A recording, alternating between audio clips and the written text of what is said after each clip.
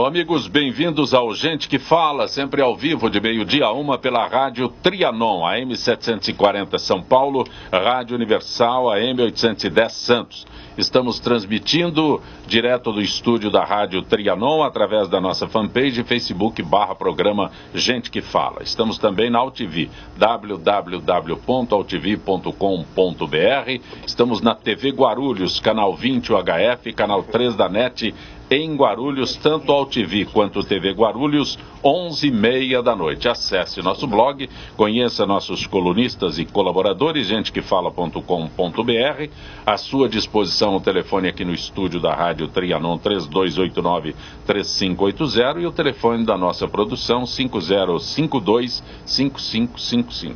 Hoje é o Gente do MPD que Fala, parceria do Gente que Fala com o movimento do Ministério Público Democrático, e representando o MPD hoje, Procuradora de Justiça, doutora Valderez Deusdete Abud. Doutora Valderez, prazer tê-la aqui. Eu que agradeço a presença e a oportunidade. Também conosco a advogada previdenciária, doutora Marta Geller. Doutora Marta, que bom. Boa tarde a todos, é um prazer estar aqui, ainda mais para falar sobre um assunto que está na pauta do dia, que é a Previdência. Fala de Previdência nos últimos dias. Pois fala. É, quase nada. Também professor Ademar Bueno, prazer tê-lo aqui, professor. É um prazer estar aqui presente, muito grato pelo convite.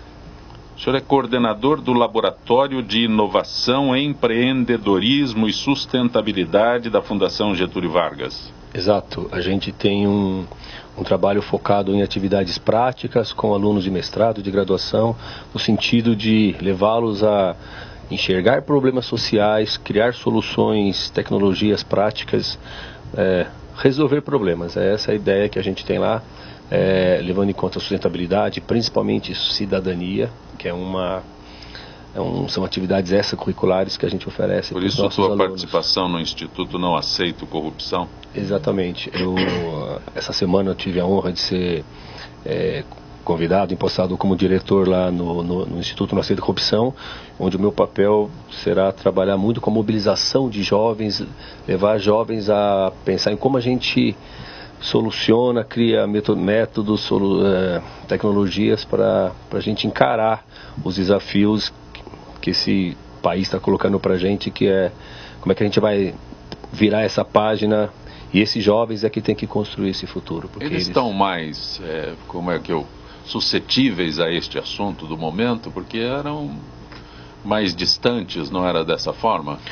Eu acredito, não, eu tenho certeza que eles estão, porque são jovens, primeiro, muito antenados, né? Eles estão sempre com a pauta do dia, mesmo que de um modo não muito aprofundado, mas eles estão sempre sabendo o que está acontecendo. E cada vez mais eles estão percebendo que esse assunto diz respeito ao futuro profissional deles, porque esses jovens estão entrando no mercado de trabalho no momento de crise. E eles estão entendendo que parte dessa crise, a responsabilidade vem de um modelo de gestão pública e de empresas onde existe lavagem de dinheiro, onde existe corrupção. Então eles estão entendendo que a corrupção é mais do que uma vantagem, como se acreditou por muito tempo nesse país, é um problema que vai trazer consequências sérias para eles como pessoas, mas principalmente como profissionais. Também conosco o advogado Dr. Marco Aurélio Martorelli. Prazer tê-lo aqui, Martorelli. Muito obrigado pelo convite. É importante a gente fazer uma discussão aprofundada. Acho que todos os temas aqui que o programa Gente que Fala sobre a sua liderança, são de alto interesse, né? Então eu agradeço o seu convite, o convite do Ministério Público Democrático. A advocacia se sente sempre representada aqui nesse espaço. O relator da reforma da Previdência, deputado Arthur Maia, disse que a aposentadoria integral é uma realidade que não existe hoje e que isso será levado em conta na versão final do parecer a ser apresentado na comissão especial que discute na Câmara dos Deputados a PEC 287/2016. O deputado faz outros comentários, mas principalmente quando ele diz que não existe aposentadoria integral e que as pessoas se aposentam em média com 80% do salário. Desde que inventaram... Isso é verdade? Exatamente. Pois desde que inventaram o fator previdenciário em 99, realmente há uma redução na aposentadoria quando ela é precoce, né? Então não existe idade mínima. Hoje as pessoas se aposentam com 35 anos de contribuição o homem, 30 anos de contribuição a mulher, isso no regime geral INSS seletista, né? Porque os servidores públicos já sofreram várias reformas também e eles já têm idade mínima para aposentadoria. Então, quando a gente fala assim que não tem aposentadoria integral e não tem idade mínima, a gente está falando de servidor, de trabalhador da iniciativa privada, CLT, ou servidores públicos que são regidos pela CLT. E aí, quando ele fala assim, que a média é 80%, não é bem assim, porque foi criada uma fórmula, que é 85-95, que é a soma da idade com o tempo, dando 85 para a mulher ou 95 para o homem, aí sim o trabalhador conseguiria 100% daquela média aritmética, né? Porque não é assim 100% do seu salário. É uma média aritmética das 80% melhores contribuições que você tiver de julho de 94 até a data do requerimento. Aí você chega num valor médio. E aí sim você vai multiplicar ou pelo fator previdenciário, quando ele incidir, quando você não tiver enquadrado nessa fórmula, e aí há uma redução. Às vezes, se a pessoa é muito jovem, Zancopé, até pode sofrer uma redução de 60%, pode receber 40% do valor do benefício, às vezes metade.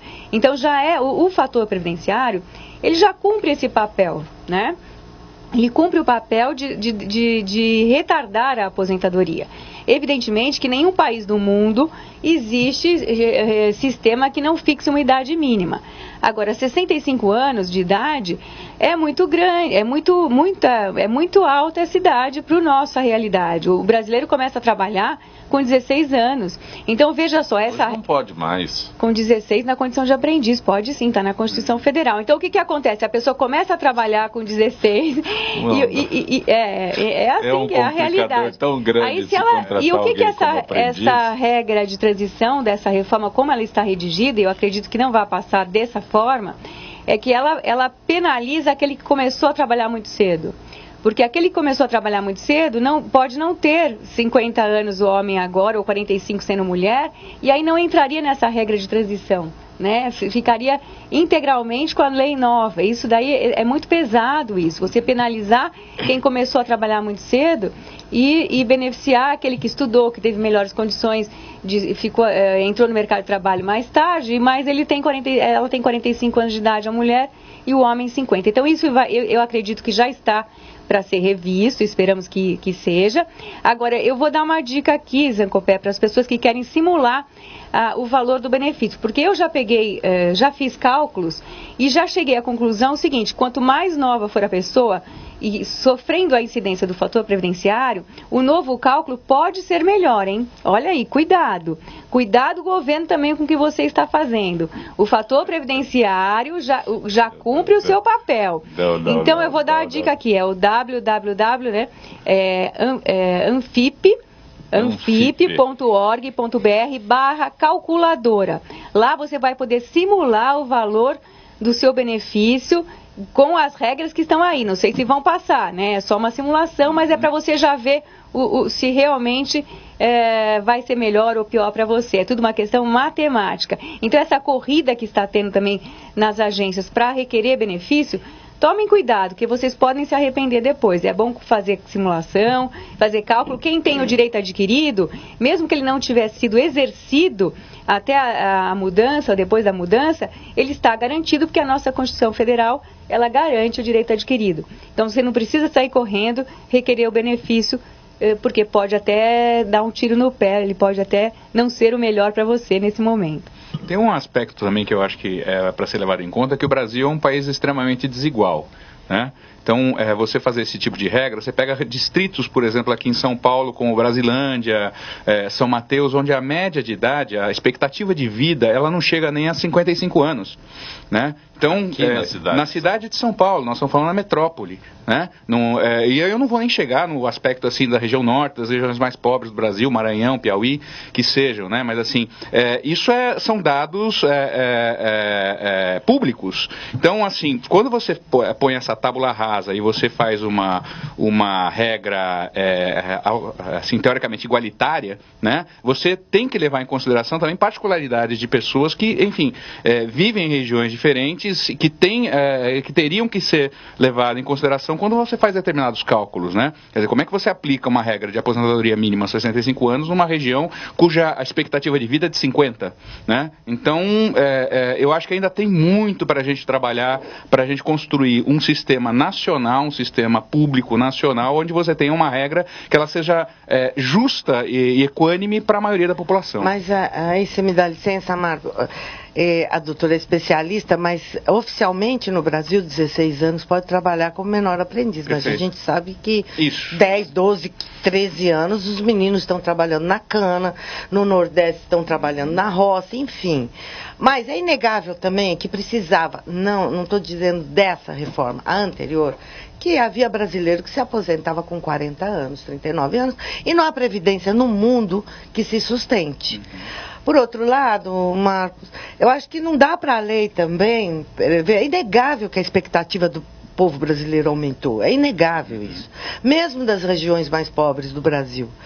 Agora, o que não pode, o que eu acho um absurdo, é sempre o rombo do governo, é você punir a população de alguma forma, que precisa reforma previdenciária, precisa, mas não da forma que estão apontando os servidores públicos em especial como os grandes vilões do sistema previdenciário, o que não é uma verdade. Porque primeiro que os servidores públicos, eles contribuem, em especial o juiz, promotor, que eles agora está na mira de todos da imprensa, inclusive, contribuem com muito mais do que contribui o servidor, o seletista, que trabalha sob o regime seletista. Então, a questão é a seguinte, eu gostaria de saber, não obstante que algumas alterações precisam fazer, se o governo estaria empenhado também para obter e acabar com o rombo do governo, taxar as grandes fortunas, taxar as igrejas, acabar com os cargos em comissão, que eu tenho certeza que isso onera muito mais o contribuinte do que o sistema previdenciário. Cobrar as dívidas, né? Enfim. Uma série de subsídios que existe nesse país. Exatamente. Que é uma agora, então, e o pior é que eles fazem um trabalho que a imprensa assimilou, e a população acha que os grandes vilões da história são os servidores públicos, o que não é uma verdade, o que não é uma realidade. Felizmente a Lava Jato está aí, todas essas operações, para tentar desnudar o Brasil definitivamente e mostrar quem é quem nesse jogo. Professor, o senhor falou sobre isenção, hoje o termo é renúncia, né? Renúncia fiscal. Renúncia. É mais bonito do que falar em... Mas a gente não pode esquecer do trabalho importante da filantropia nesse país também. É lógico que existe um abuso, existe. Mas eles fazem um trabalho importante, eles chegam aonde o Estado não chega. Então, assim, não consegue chegar. Então, assim, o que está acontecendo, assim, eles falam em orçamento da Previdência quando a gente tem um orçamento da Seguridade. Então, é tudo desvirtuado exatamente para poder chegar onde se quer, né? Politicamente se quer. Mas, na verdade, a gente não pode retroceder. Então, a gente chegou num momento, a gente tem muitos benefícios assistenciais, que eles têm que ser garantidos no piso salarial, sim. O piso tem que ser o salário mínimo, porque na Constituição Federal, no artigo 6º, ele diz que para você ter dignidade, você tem que ter educação, saúde, moradia, lazer, tudo isso tem que caber no seu orçamento, e tem que caber no orçamento daquela pessoa que está mais pobre também. Qual é o objetivo da Seguridade Social? É erradicar a pobreza e distribuir a riqueza. Então, se você tem um país rico como o nosso, você não pode ter pessoas na marginalidade, na pobreza. Você tem que tirar aquelas pessoas dali. E como o professor Ademar falou, você tem jovens ingressando no mercado de trabalho que vão competir com pessoas idosas e que vão permanecer trabalhando até os 65 anos. Então, a gente vai ter que trabalhar, incentivar a natalidade, incentivar que haja uma cooperação entre essas gerações que vão estar junto no mercado de trabalho, por muito tempo, porque as pessoas estão vivendo mais. Então, assim, tudo isso tem que ser planejado. Não adianta você dizer que trata a mulher igual, mulher vive mais que o homem. É verdade isso, Zancopé? Você sabia que mulher vive mais que o homem? Eu não tenho esse dado, a senhora está me falando Sabe isso por quê? agora. Sabe o que acontece? As mulheres se sentem mais idosas do que idosos, porque os homens morrem antes, entre 18 e 30 e tantos anos, os homens morrem, eles se arriscam mais. Foi assim, uma pérola, né? Só não superou o presidente do Dia Internacional da Mulher. Exatamente. Foi impressionante, né? Os homens trabalham mais. Dizem que os homens assumem muito mais riscos durante a sua vida, né? Quer dizer, pelo menos, acho que a mulher vive em média, acho que 5 anos a mais que os homens. É uma série de riscos que eles assumem mais. E é por isso que morre muito mais homem também, vítima em acidentes e criminalidade. Eles trabalham também em atividades de risco maior. Mas o que eu queria fazer um comentário. A gente está falando aqui sobre como planejar essa previdência futura. E eu estava falando agora há pouco com o Marco ali fora sobre esses jovens que estão chegando e os novos modelos de trabalho que vão surgir. Eu dei uma entrevista para um jornal de Porto Alegre esses dias e o assunto era a geração Y. A repórter perguntou, então, como que você acha que essa geração Y vai pensar na questão da poupança, da previdência? Eu respondi para ela, olha, a gente não consegue imaginar como será o modelo de trabalho dessa geração daqui 10 anos, quais profissões vão continuar acontecendo, é só a gente ver o que está acontecendo com Uber, com táxi, com aplicativos, ou seja, nós vamos ter com certeza, e ninguém sabe exatamente qual uma mudança tão drástica no modelo de trabalho. Muitos jovens hoje já encaram que eles são freelancers e não mais funcionários. Então, eu não sei como, e aí eu até jogo aqui para vocês que são especialistas, eu não sei como que isso vai entrar nessa equação, pensando que nós somos uma nação que não foi acostumada com a poupança, nós não temos essa educação de se planejar para o futuro ou para a aposentadoria. O que existe se eu consigo um emprego onde eu tenho estabilidade e eu vou estar contribuindo todo mês, tudo mais, beleza, eu vou ter aposentadoria. Agora, quem não tem essa oportunidade e vai entrar no novo padrão, novo modelo de trabalho, sinceramente, eu não sei como que isso vai entrar nessa reforma, ou se vai ter que ter alguma reforma em paralela. O que está parecendo é que eles querem garantir o mínimo e jogar tudo para a previdência privada. Então as pessoas vão ter que se virar de uma outra forma. Tá. Então é previdência privada, imóveis, você vai ter que... Previdência privada é instituição financeira. Exatamente, né? Pois Agora, o curioso é que a lei, esse projeto, né? As mulheres sempre são equiparadas para pior, né? Porque equipararam o homem, a mulher, os 35 anos, dos 30 agora. Equiparar a mulher para ganhar igual ao homem, ter as melhores condições de trabalho. Isso não acontece. É impressionante. Exato. Porque agora as mulheres têm que trabalhar ao mesmo tempo. Olha, é um absurdo dizer que a mulher... Por que o homem morre mais cedo? Porque... justamente isso é fruto também da sociedade patriarcal que nós vivemos, que antigamente os homens assumiam os encargos e saíam na luta, atenção maior, coisa que não vale. Agora, e o trabalho? Da mulher não dá para negar, não adianta, que não existe dupla jornada de trabalho. É evidente que existe. Mas isso é machista, né? Falar isso hoje em dia é machismo. A gente não pode admitir que tem a dupla jornada é de todos, homens e mulheres. Sim, eu quero saber onde que são iguais. Mas o que eu acho agora, cadê o homem que vai limpar a fralda de filho?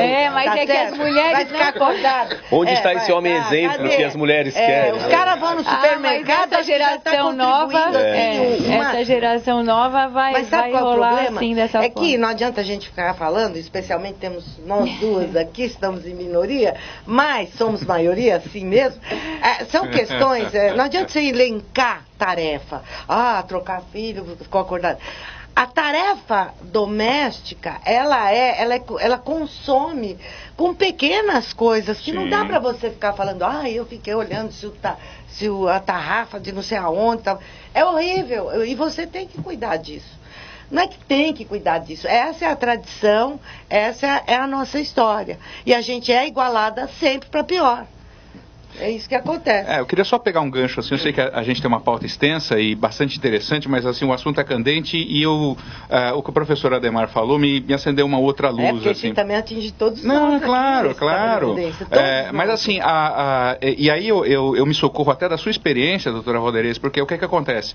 Quando a gente trabalha, enfim, no nosso trabalho como advogado e mesmo na Ordem dos Advogados do Brasil, a gente trabalha muito com criminalidade e a questão, vamos dizer assim, o que leva os jovens à criminalidade, né? E eu acho que tem muito a ver com a perspectiva de futuro, né? Quer dizer, ele se arrisca mais também e ele se expõe mais ao risco e ao perigo, porque na verdade o mundo dele se reduz a um espaço de tempo muito curto, né? Ele é muito imediatista.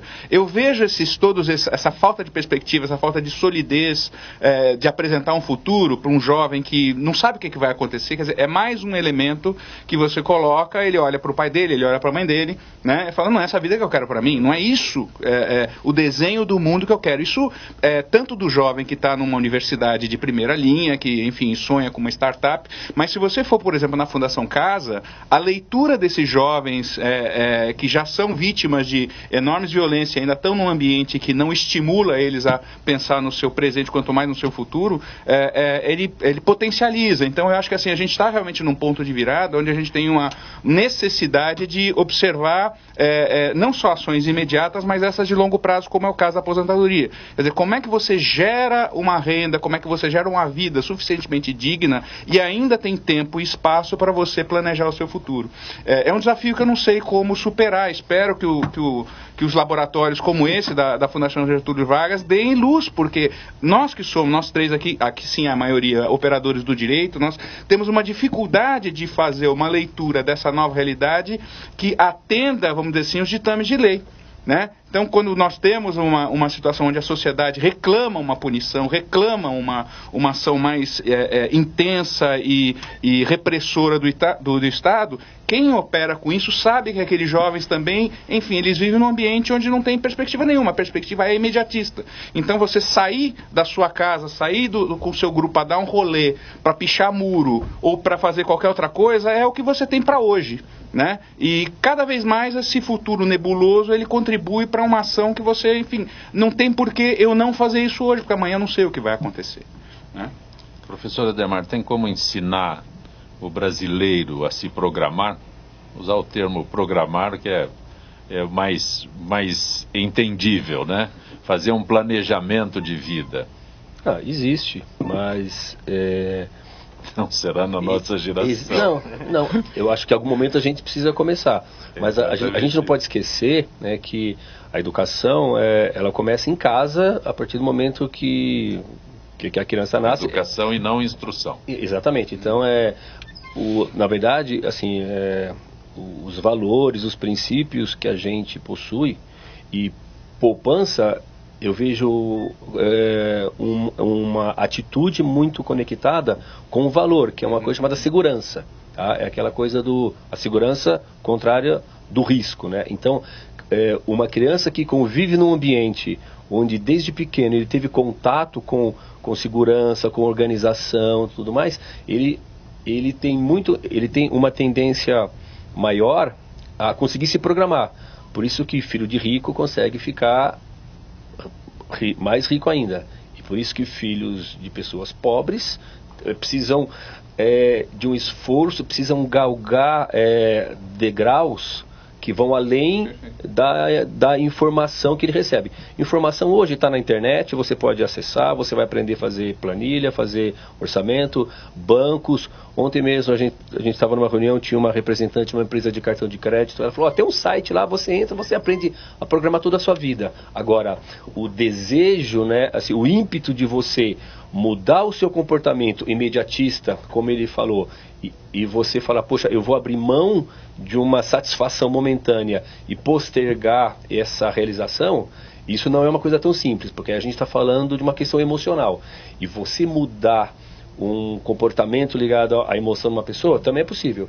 Só que demora bem mais tempo, né? Porque a pessoa tem que mudar, ela precisa lidar com a história de vida dela, da família dela, e aí ela impor...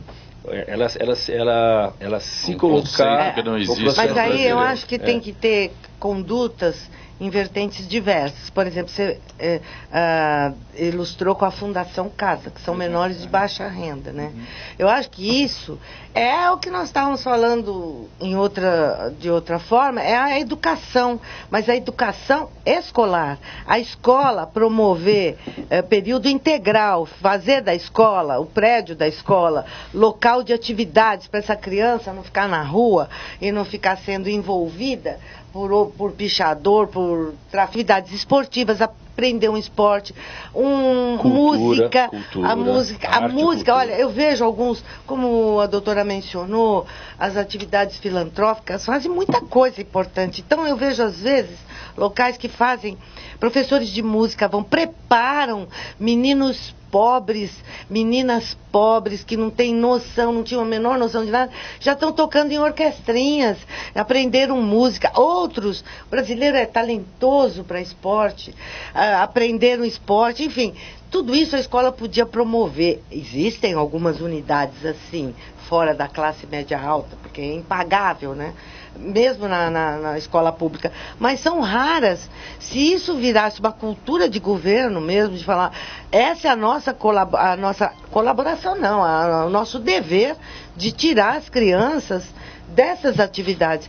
E assim, cada qual fazendo uma parte. A sociedade civil também se unindo, porque isso não é tarefa só de governo, é de toda a sociedade. Exatamente. Só para lembrar, né, também, que eu estudei em escola pública, eu estudei na escola de aplicação da USP. E assim, meus pais estudaram em escola... estagiária lá. Meus pais estudaram em escola pública e os meus filhos nunca estudaram, nunca pisaram na escola pública. Por quê? Porque fomos na contramão. A escola particular e cara era boa e a escola pública gratuita era ruim.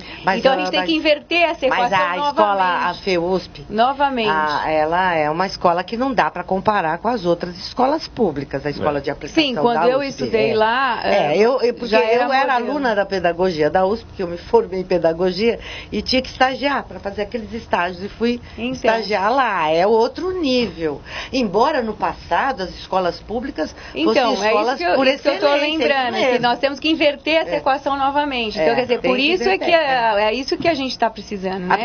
Uma reforma educacional também. O ensino no Brasil caiu em qualquer uma das público e privado. Vou pedir a gentileza dos presentes para conversar com a Gisele Souza, nossa parceria com a FIPESP, Associação dos Funcionários Públicos do Estado de São Paulo. Gisele, boa tarde.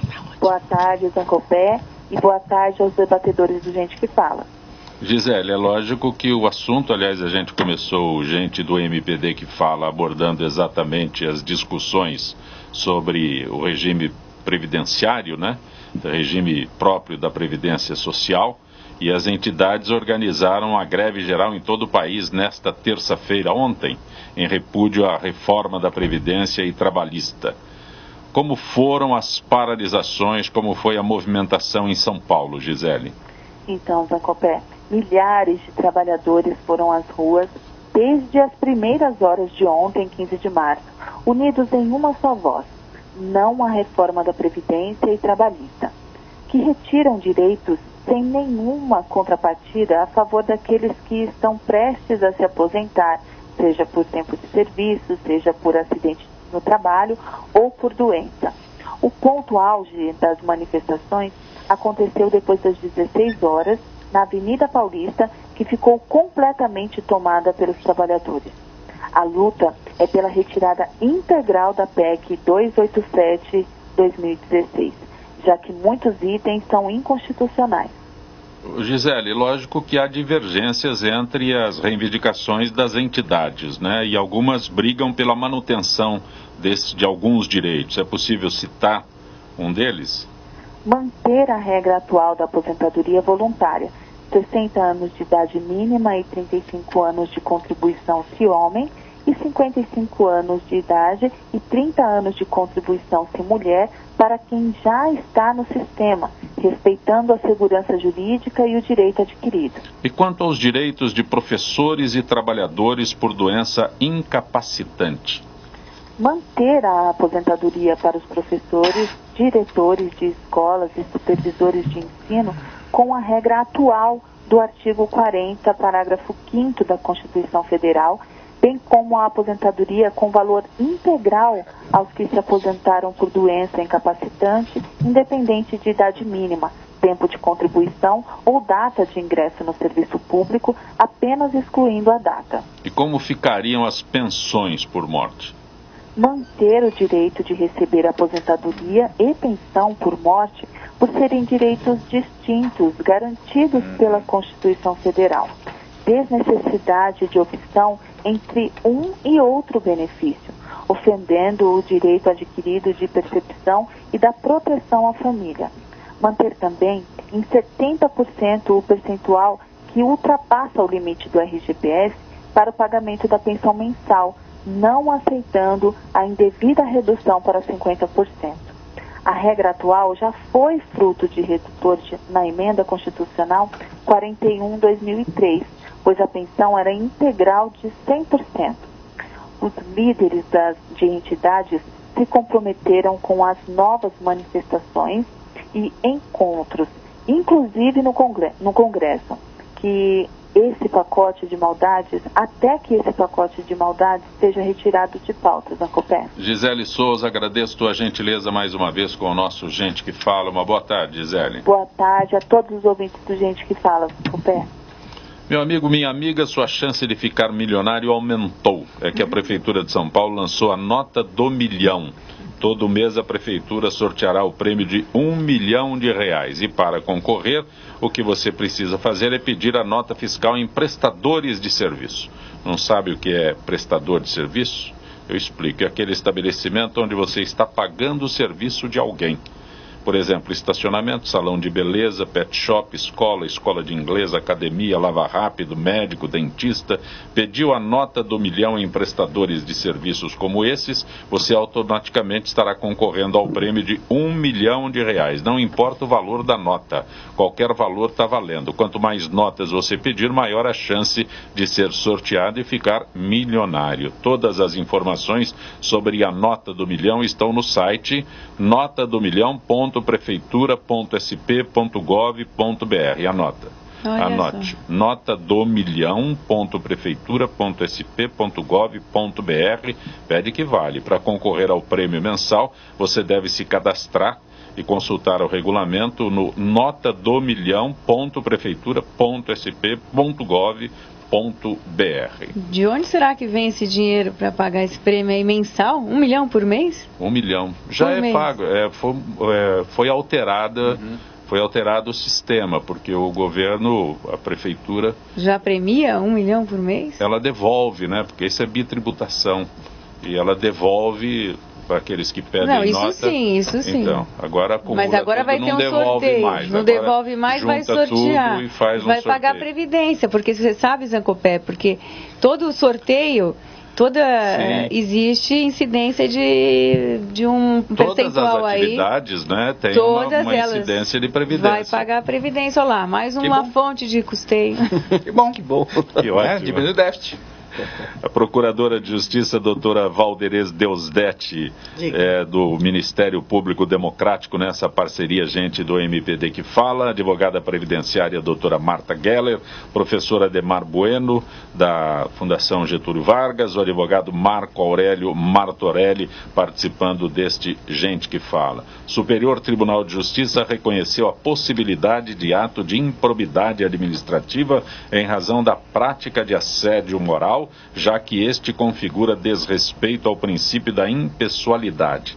Entretanto, o próprio STJ chama atenção para o fato de que nem todo desentendimento no ambiente de trabalho configura assédio moral, que é importante afastar as meras desavenças e desentendimentos do assédio, evitando que se comprometa a detecção do fato juridicamente relevante. Sou só jornalista, a senhora pode traduzir para mim isso? Para mim também, por favor. Doutora Marta. Então, é interessante essa decisão, ela é inédita, né? Porque como ato de improbidade, o que se caracteriza? A lei de improbidade, quando ela foi editada, ela veio para quê? Para moralizar o negócio público, o serviço, a atividade administrativa do agente público, e não de comportamento nas relações de trabalho, que não fosse um servidor público, seria resolvido pela CLT.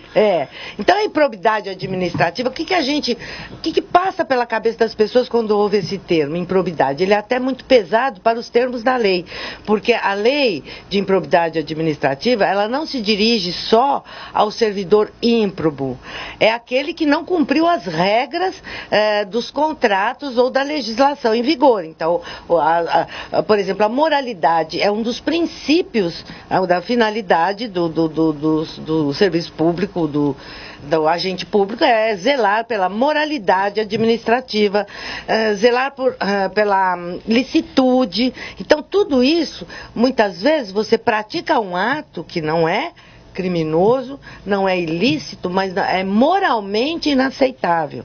Então, se você tem que levar as licitações com todas as regras, se você burla a licitação e não obtém o prejuízo, e não traz prejuízo nenhum para a administração pública, ainda assim é um ato de improbidade. Não precisa ter prejuízo. Você violou um dos princípios da administração pública. Então, agora eles estão transformando esses princípios da administração pública tão importantes, uma lei importante, embora com um guarda-chuva imenso, você pode enquadrar qualquer conduta dentro da descrição do artigo 8º da Lei de Improbidade, e agora estão transferindo para as relações de trabalho entre colegas de trabalho, e não entre o agente público e o Estado ou o poder público e a sociedade, não, nas relações de trabalho. Eu acho que é um pouquinho, eu não li direito, é inédito, eu precisaria estudar melhor, mas acho que é forçar um pouco demais todos os princípios informativos do serviço público e da administração pública. Aqui o que está vendo poderia ser, não que não ficasse sob a proteção da lei, mas poderia ser uma ação de indenização, uma injúria. Injúria, sob o ponto de vista, dependendo do caso, né? Penal e também sob o ponto de vista civil de indenizatório, tá certo? Minha preocupação, eu posso estar até sendo um pouco leviana de falar, antes de ler exatamente o exato teor dessa decisão do Superior Tribunal de Justiça, é começar a banalizar um pouco a lei de improbidade no que diz respeito à ofensa aos princípios informativos da administração pública.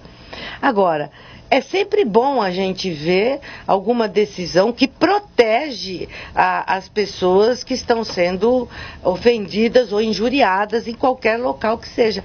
Mas eu não sei se esse caminho legal é o melhor.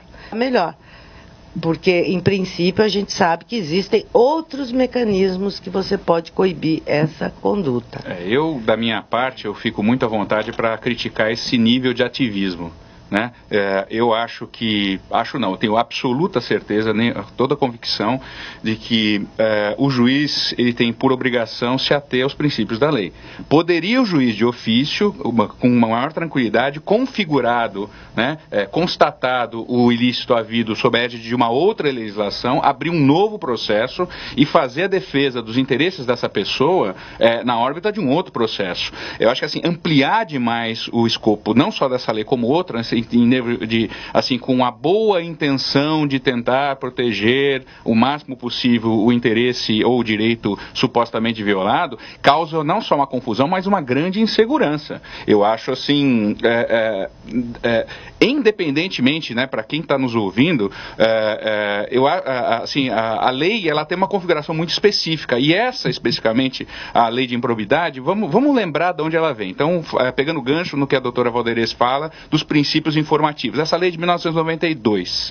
A lei de licitações é de 1993, a 8666, a lei da besta, né? Que é uma lei extremamente complicada. O professor, colega nosso, Carlos Ari Sundfeld, que é uma autoridade em direito administrativo, uma pessoa admirável também do ponto de vista de conduta pública, de conduta moral, ele foi uma das pessoas que, enfim, trabalhou nessa legislação. E ele comenta que um dia ele queria fazer uma lei comentada com a logomarca de cada empreiteira que colocou cada artigo na lei de licitação, porque foi uma lei feita para obra. Né? Sim. E aí o que acontece? 1992, 1993. O que aconteceu em 1992 e 1993?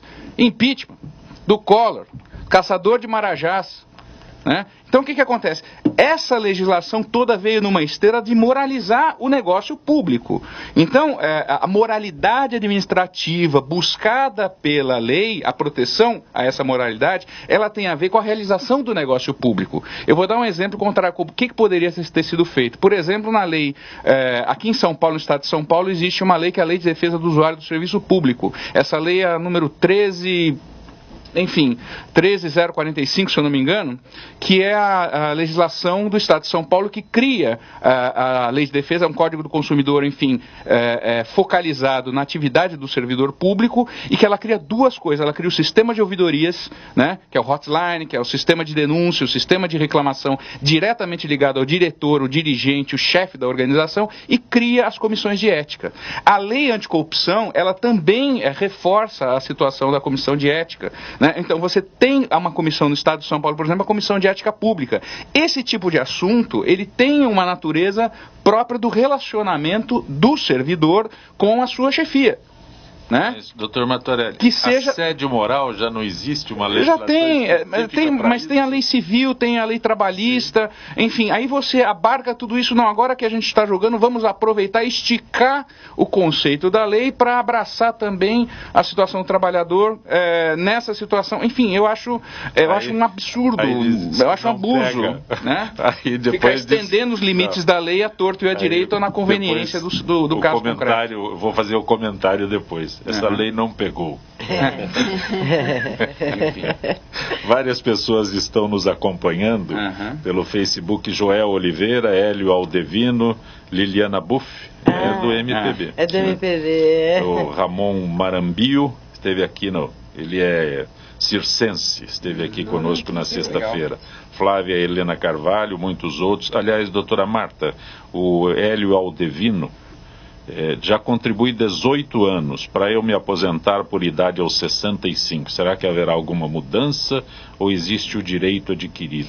Só se ele já tiver também os 65 anos de idade, porque hoje, para se aposentar por idade, basta uma carência de 15 anos. Ele basta contribuir 15 anos, ter 65 anos o homem ou 60 a mulher, já se aposentaria por idade. O que vai mudar para essas pessoas que já preencheram esses requisitos e não quiserem requerer agora é o cálculo. A fórmula de cálculo vai mudar. Em vez de ser 80% das melhores contribuições, vai ser 100% das melhores de todas as contribuições.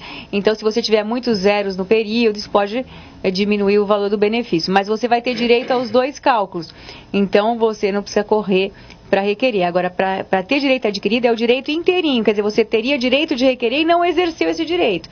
Então, para você ter a aposentadoria por idade, tem que ter também os 65 anos de idade hoje. Ele não diz a idade pelo dele, jeito não, ele só tem a carência de 18 anos. Porque o que acontece? As pessoas preenchiam a carência, deixavam de contribuir, e aí quando elas completavam a idade, iam lá requerer. E aí davam o benefício para ela, calculado, lógico, com os zeros que tivesse ali. Quanto mais tempo ficar sem recolher, menor vai ser o benefício.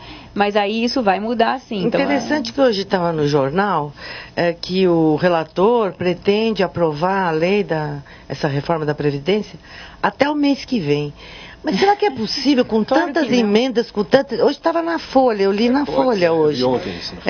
E eu falei, mas não dá, não é possível. Porque isso causa um certo pânico nas pessoas para tomarem algumas decisões. Olha, a pergunta do Hélio, coitado. É que ele foi muito pensando, sabe por que eles pensavam isso? Porque saiu da Câmara para o Senado sem nenhuma vírgula. Sim. Eles não alteraram nada. Então é muito esquisito não se alterar nada. Então quem são essas pessoas? Estão representando o nosso interesse lá? Não. Mas nós as elegemos. Então agora, quando foi para o Senado e houve essa movimentação popular, é evidente que nós vamos eleger de novo, né? Será que essas pessoas, se não fizerem nada, muda a vírgula aí, pelo amor de Deus. E olha, o interessante é que esse mesmo relator, no jornal de ontem ou anteontem, disse que a reforma da Previdência não passaria nem como o governo propôs, nem tampouco como as oposições estavam propondo. Que teria que haver debate para fazer emendas dúvidas. Agora, hoje ele fala que o mês que vem está aprovada. Pois é, bem. Isso causa um certo. Bravata, né? Bravata. Doutora Marta, Marcos de Pinheiros, ele sobre essa reforma da aposentadoria, ele pergunta sobre direitos, quanto pode interferir nos funcionários públicos autárquicos.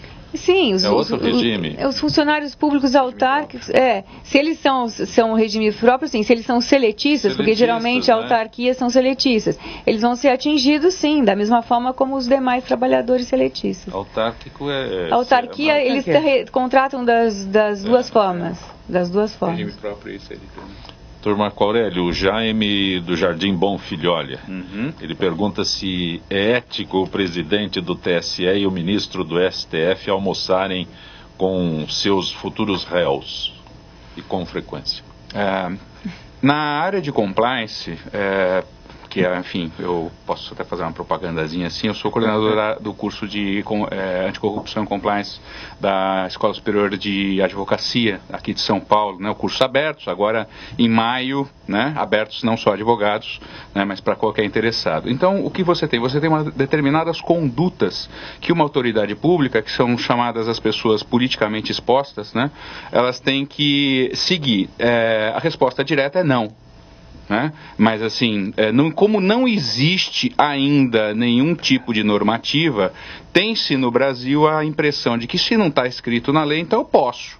É óbvio que as pessoas têm amigos, é óbvio que as pessoas têm o direito de conviver e é óbvio que as pessoas têm história. Então, vários juízes, promotores, enfim, pessoas, autoridades que aí, só para deixar exatamente no âmbito do Poder Judiciário, mas você pode ampliar para qualquer área, né? Tem amigos fora da relação, né? Mas eu acho que as pessoas, as melhores práticas de compliance e anticorrupção indicam que determinados relacionamentos você tem efetivamente que afastar. Por quê? Porque é aquela velha frase, né? Não basta a mulher de César ser honesta, ela tem que parecer honesta. Então, uma pessoa que é pública, que é exposta, que ela é vista com algum tipo de contato e relacionamento social ou íntimo com pessoas potencialmente passíveis de ser objeto aí de uma investigação, não é de maneira nenhuma recomendável. Olha, eu acho que há certos cargos públicos que a pessoa precisa ter compostura no exercício da função. Porque, como o doutor Marco Aurélio diz, é claro, quem é do Judiciário, do Ministério Público, pode ter amigos políticos, pode ter amigos advogados, enfim, todo tipo de amigo. Agora, o que você não pode é na qualidade de presidente do Tribunal Superior Eleitoral, e nem precisava ser, como membro do Supremo Tribunal Federal, promover um jantar na sua casa, convidando o presidente da República, o presidente da Câmara, o presidente do Senado e outros senadores, e não é porque eles estão implicados na Lava Jato. Se todos tivessem uma biografia semelhante a São Francisco de Assis, também não era adequado, não tem compostura, não orna, como dizia meu pai, não orna.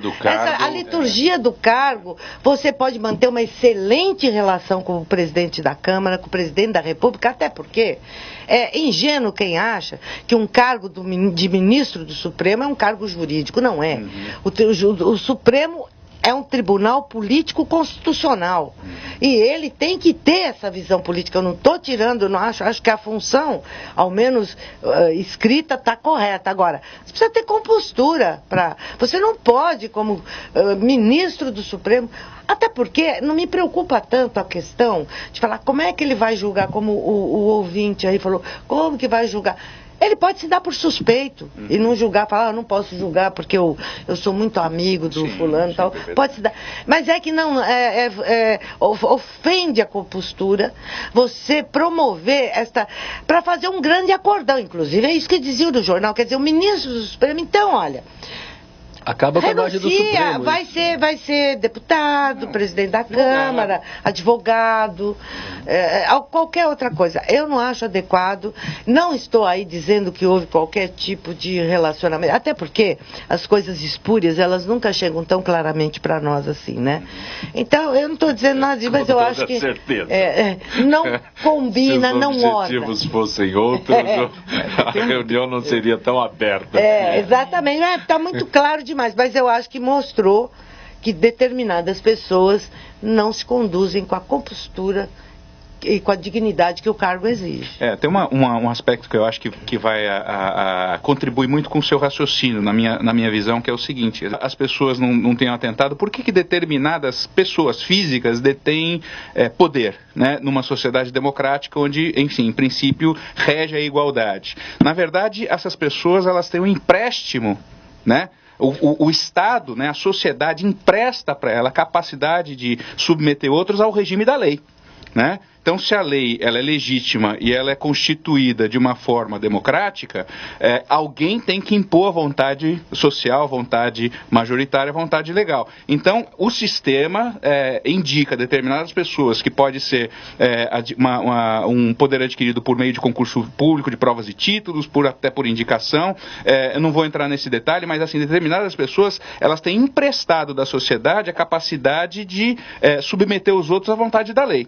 E isso é por isso que essas pessoas são diferenciadas. Então ela não tem poder porque ela tem o poder, ela tem o poder porque ela representa a sociedade. E nesse sentido que a doutora Valderez fala, da compostura, é entender que você, naquele momento, independentemente se você está jogando futebol, ou se você está comendo, ou se você está julgando, em todos os momentos você continua aquela pessoa. Existe um ônus inerente ao exercício da função pública. E a pessoa que detém esse cargo, ela tem que ter absoluta noção de que se ela responder malcriadamente numa fechada que ela recebe no trânsito, e aí ela for uma pessoa pública, isso é o conceito de pessoa politicamente exposta, fala, olha, você sabe o que o ministro do Supremo, o juiz ou o deputado falou para mim no trânsito? Né? Então já não é mais uma pessoa, já é uma pessoa pública. Até em certos momentos da vida dessa pessoa, por exemplo, nós estamos aí com esse procedimento da Lava Jato, eu acho que todos os envolvidos na Lava Jato, na minha avaliação, não deveriam participar de palestras, não deveriam participar de entrevistas coletivas, porque qualquer coisa que você fale parece que é oriundo daquilo que você sabe, daquilo que você está fazendo. Então, a pessoa precisa ter discrição, compostura, precisa pensar, deixar a vaidade dormindo. Mas uma câmera de televisão é extremamente impressionante. Tem uns que até a geladeira, né? Tem uns que até a geladeira. Abre geladeira, acende a luz. Professora Ademar, tem uma pergunta aqui do Jorge da Vila Ida. Não sei nem porquê, mas ele pergunta se o senhor teria informação de quanto tempo demora para se abrir uma firma, pequena ou média, nos Estados Unidos. Não sei exatamente o tempo que se demora para abrir nos Estados Unidos, mas com certeza é um processo mais simples, né, mais barato do que se abrir aqui no Brasil. Talvez até o Matorelli saiba um pouco mais, mas que muitas vezes o problema maior no Brasil não é você abrir uma empresa, é você fechar uma empresa. É você fechar, porque o passivo tributário, passivo, assim, se você... Eu ia acrescentar isso daí para fechar, quanto tempo demora? Ou seja, a capivara que surge fica tão grande que... Então, existem muitas empresas que as pessoas não fecham e deixam lá inativas, porque se eu tiver que fechar isso, eu vou ter que gastar dinheiro com advogado, vou ter que gastar dinheiro com contador. Eu já tive a experiência de fechar a empresa, mas em seguida abrir outra. Mas só foi possível e foi relativamente fácil porque a gente fazia tudo bonitinho, a contabilidade estava total. Eu tinha um sócio e um contador que cuidavam disso, nossa, com afinco absurdo, mas não é essa demorou só 4 realidade. Não, se não me engano, os outros dois, mas foi mais de um ano, foi um ano e meio mais ou menos. E assim, sócios que eu não queria mais conversar, eu tinha que encontrar para eles assinarem. Mas hoje eu não vou poder assinar. E aí, ou seja, parecia um processo... Kafkaniano. Dá 6 anos, não, doutor Martorelli. Parece que eu cometi um crime em abrir uma empresa, e não que eu tive uma atitude positiva de empreender e gerar riqueza para mim e para a sociedade, para quem trabalhava, para mim, meus funcionários, os impostos que eu pagava. Então, empreender no Brasil, a cultura do empreendedorismo no Brasil, infelizmente, é uma coisa punitiva.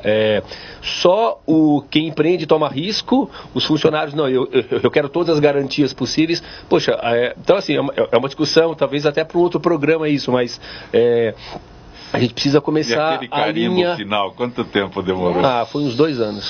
Foi 1 ano e meio, 2 anos. Seguro.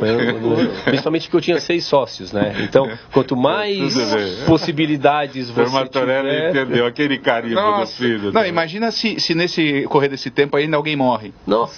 Aí você tem que entrar no inventário. Inventário, conversar com a família da... Professor Ademar Bueno, muito bom tê-lo aqui no nosso Gente que Fala. Estamos encerrando, agradeço. Eu que agradeço ao aprendizado que eu tive aqui com todas as pessoas da mesa. Obrigado. Doutora Marta Geller, muito bom tê-la aqui. Obrigada, até uma próxima oportunidade. Doutor Marco Aurélio Martorelli.